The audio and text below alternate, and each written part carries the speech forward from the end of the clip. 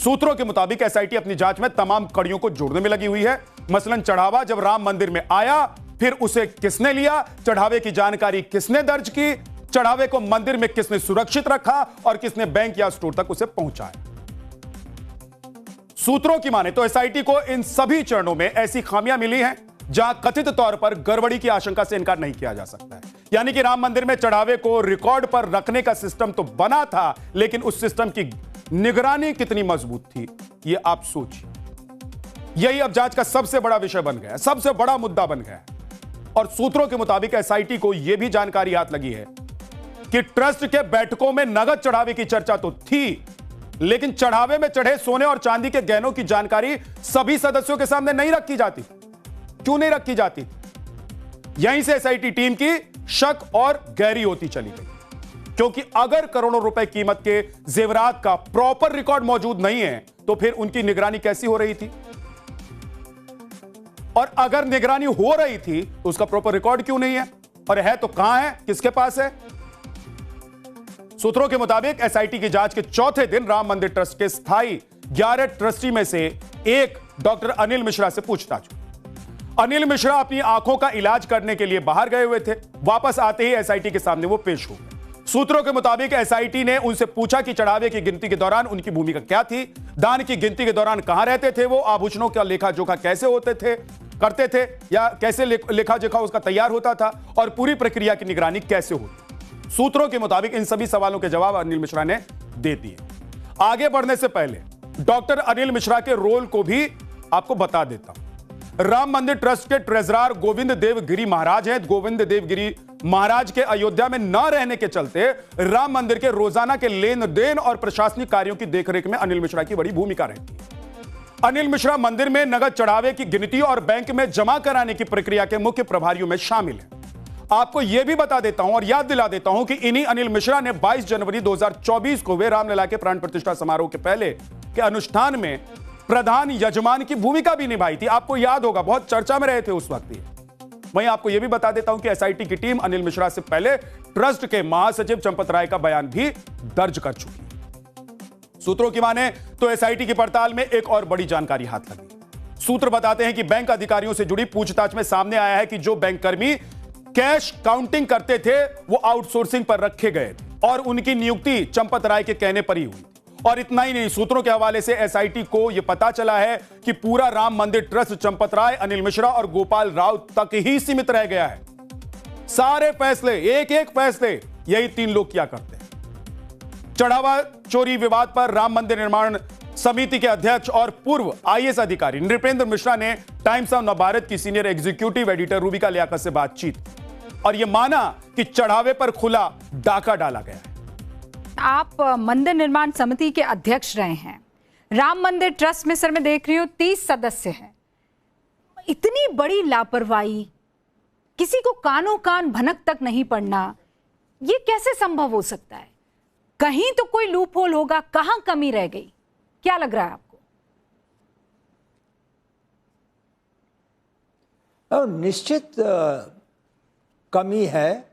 और जैसा आपने कहा कि मैं भी ट्रस्ट का पदेन ट्रस्टी हूं, तो रिफ्लेक्शन तो मेरे ऊपर भी पड़ रहा है। और आपने जो कहा कि कहीं ना कहीं कोई लीकेज होगा सिस्टम में, तो सही माने में लीकेज जो था, 2 चीजें उभर कर आएंगी। हाँ। एक तो उभर कर आएगी कि जो इनफॉर्मल एडमिनिस्ट्रेशन है, जो ट्रस्ट का इनफॉर्मल एक प्रशासन है, मैनेजमेंट की स्टाइल है, वह कदाचित बहुत कमजोर कड़ी है। अच्छा।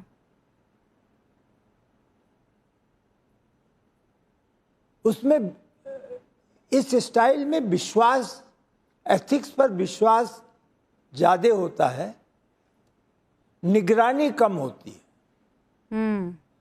तो अगर हम कर्मचारी पे, वो भी अनौपचारिक है, फॉर्मल नहीं है, कोई फॉर्मल उसको आदेश नहीं है, और वो कार्य कर रहा है, अकाउंटेबिलिटी स्पष्ट नहीं है, कार्य वितरण स्पष्ट नहीं है, और दूसरी तरफ उस पर निगरानी भी नहीं है, और उसे ये जानकारी है कि कोई निगरानी नहीं है, तो ऐसा सिस्टम तो एक आइडियल, यानी प्लेटो का एक आइडियल स्टेट हो, शायद वहां हो सकता है।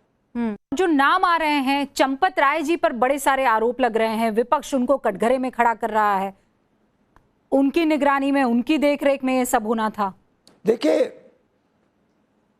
चंपत राय जी जनरल सेक्रेटरी हैं, और क्योंकि वह जनरल सेक्रेटरी हैं ट्रस्ट के, और ट्रस्ट की जो मेंबरशिप है वह इस प्रकार की है गठित, आप अगर थोड़ा सा देखेंगी ट्रस्ट के कौन कौन लोग मेंबर हैं और वो कहाँ कहाँ रहते हैं, हाँ। तो अपने से यह स्पष्ट हो जाएगा कि जनरल सेक्रेटरी पे बहुत बड़ा कार्यभार था। तो एक तरफ तो एक तरीके से आप सोचें तो एक सिंगल पॉइंट पे सारा कार्यभार था। दूसरी तरफ जहां तक चंपत राय जी के व्यक्तित्व का संबंध है, हाँ। मैं जिम्मेदारी के साथ कर सकता हूं कि वह, उनका संस्कार जो उन्होंने जीवन काल बिताया है, हाँ, पिछले 36-37 साल के,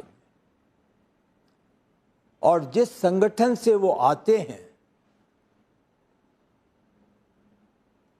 तो वह व्यक्तित्व अपने में निष्ठावान तो एक प्रारंभिक शब्द है। पर नृपेन जी, उनके ड्राइवर पर आरोप लग रहे हैं। उनका जीवन बहुत सादा है, हाँ, सादगी जीवन है, लेकिन उनके ड्राइवर पर आरोप लग रहे हैं नृपेन जी कि उन्होंने बहुत बड़ा गबन किया है। आपने बहुत सही कहा, यही तो विश्वास है, यही तो कमी हो गई। आपने सुन लिया कि राम मंदिर निर्माण समिति के अध्यक्ष नृपेंद्र मिश्रा अपने इंटरव्यू में चंपत राय को क्लीन चिट दे रहे हैं। वहीं यूपी के डिप्टी सीएम केशव प्रसाद मौर्य ने राम मंदिर और चंपत राय को लेकर बड़ा बयान दिया है।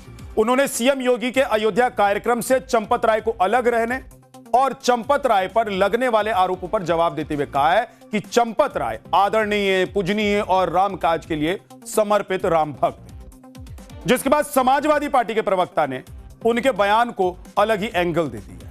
सुनिए। चंपत राय जी बहुत आदरणीय और बहुत ही पूज्य और ऐसे राम भक्त हैं जो राम काज के लिए पूरी तरह से समर्पित है, और हम सब जानते हैं कि उनका बहुत ही आदरणीय योगदान है। योगी जी के जो अधिकारी हैं उन्होंने उनसे कहा है कि आप मुख्यमंत्री के कार्यक्रम से दूर रहिए। तो ये देखना पड़ेगा, या केशव मौर्य को खुद सोचना पड़ेगा वो सरकार के साथ खड़े हैं या चंपत राय के साथ खड़े हैं। हो सकता है चढ़ावा का कुछ पैसा केशव मौर्य के पास भी जाता रहा हो, इसलिए उन्हें बुरा लग रहा है, वो उन्हें आदरणीय कह रहे हैं। यहाँ राम भक्त इस बात को लेके परेशान है कि इन पापियों का साथ ऐसे लोग दे रहे हैं जिनका खुद कोई स्टैंड नहीं है। यानी एक तरफ एसआईटी की जांच चल रही है, वहीं दूसरी तरफ नेता है जो अपनी सियासी नफा नुकसान को देखते हुए बयानबाजी कर रहे हैं। ऐसे लोगों को भी आज योगी आदित्यनाथ ने आईना दिखाया। सुनिए एक बार। जो कांग्रेस अयोध्या में भगवान राम का मंदिर न बनने पाए इसके लिए एड़ी चोटी लगाई थी, इसने पूरी ताकत लगा दी थी, और इसने माननीय उच्चतम न्यायालय में शपथ दिया था बड़ी बेशर्मी के साथ में कि राम तो हुए ही नहीं।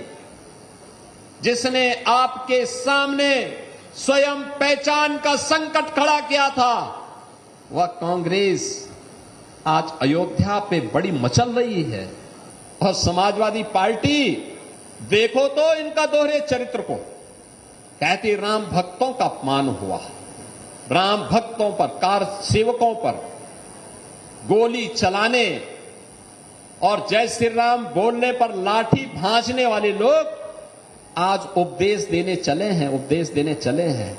लेकिन हम अयोध्या को बदनाम करने वाले, राम जन्मभूमि मंदिर को अपमानित करने वाले लोगों के बहकावे में कतई ना आए।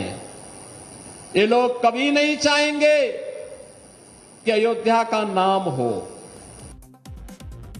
योगी आदित्यनाथ सत्ता में आने, मुख्यमंत्री बनने के बाद पहले दिन से राम मंदिर की पूरी योजना, अयोध्या की पूरी योजना, वहां की तस्वीर कैसे बदलनी है, इस सब पर ध्यान रख रहे हैं, मॉनिटरिंग करते रहते हैं। उन्होंने न जाने कितनी बार अयोध्या का दौरा कर लिया और राम मंदिर बनने तक तो ऐसा लगता था कि हर हफ्ते या हर 15 दिन में एक बार वो जरूर जाते थे। और इसीलिए आज आप राम मंदिर, रामलला के चढ़ावे को लेकर सवाल उठ रहा है, तो उन्होंने 15 दिन का वक्त मांगा है, कहा है कि 15 दिन दे दीजिए।